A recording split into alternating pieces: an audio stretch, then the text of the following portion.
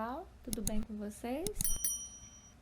Estamos aqui para mais uma aula de gramática e nesta aula nós iremos fazer uma revisão geral do conteúdo do primeiro bimestre. Eu quero iniciar com vocês aqui falando sobre a estrutura de um período. Nós temos o período simples e o período composto. Período é a frase constituída de uma ou mais orações, formando um todo com sentido completo. O período pode ser simples ou composto.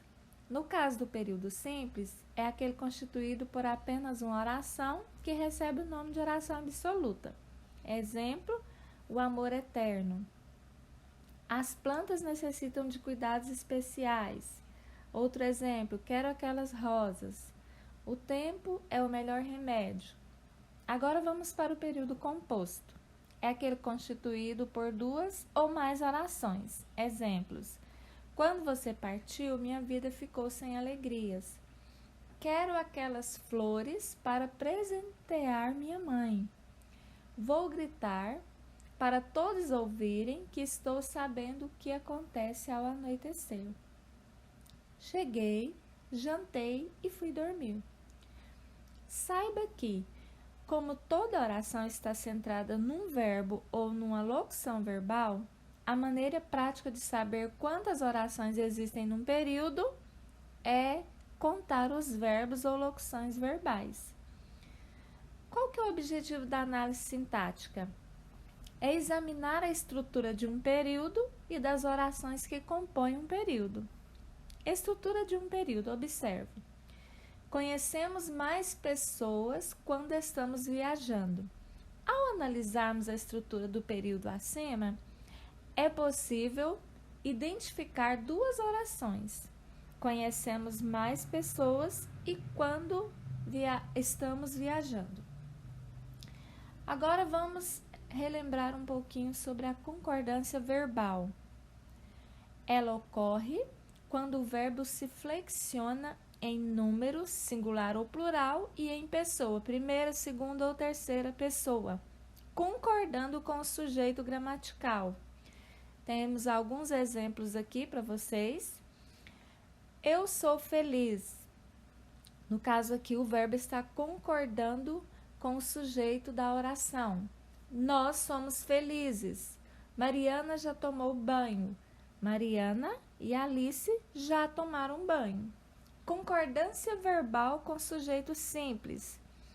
O sujeito é considerado simples quando apresenta apenas um núcleo. E é com esse núcleo que o verbo deverá concordar em número e pessoa. Exemplo: a criança gosta de jogar videogame. No caso aqui, o sujeito está no singular, então o verbo está concordando com o sujeito.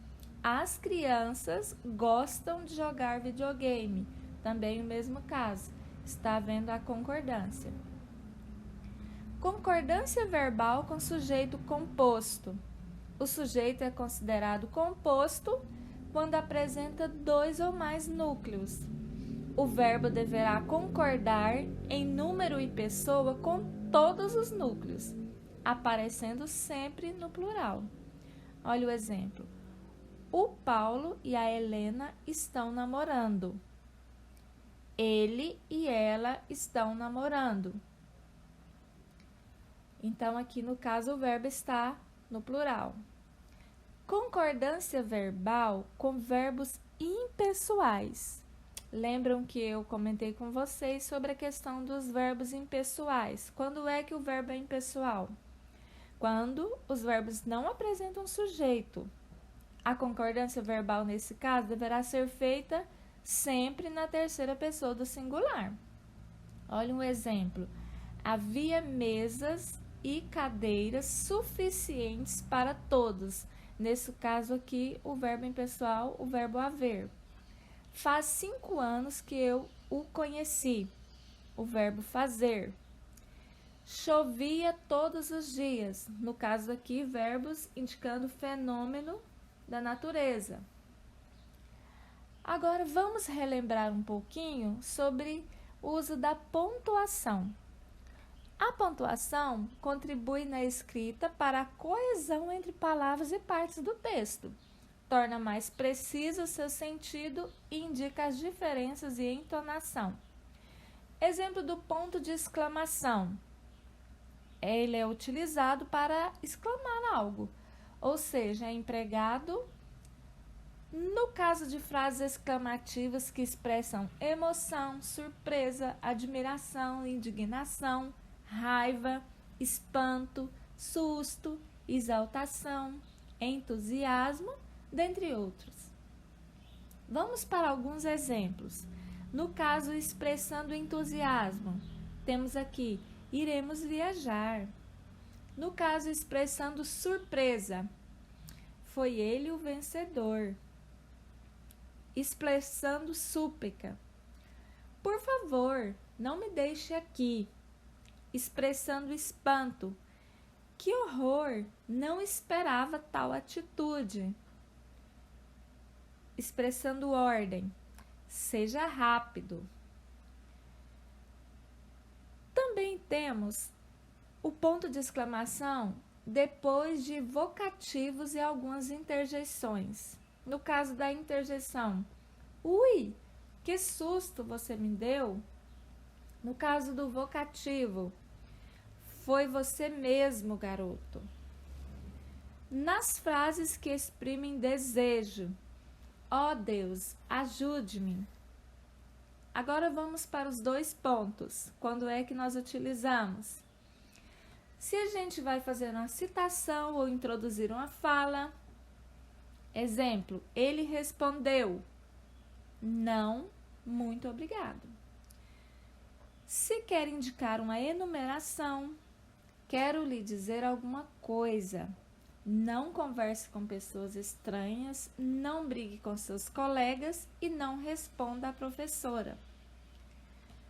Agora o uso das aspas. São empregadas em citações ou transcrições na representação de títulos de livros e outras obras, também para destacar estrangeirismo ou ironia. Exemplo 1. Para Drummond, no meio do caminho tinha uma pedra.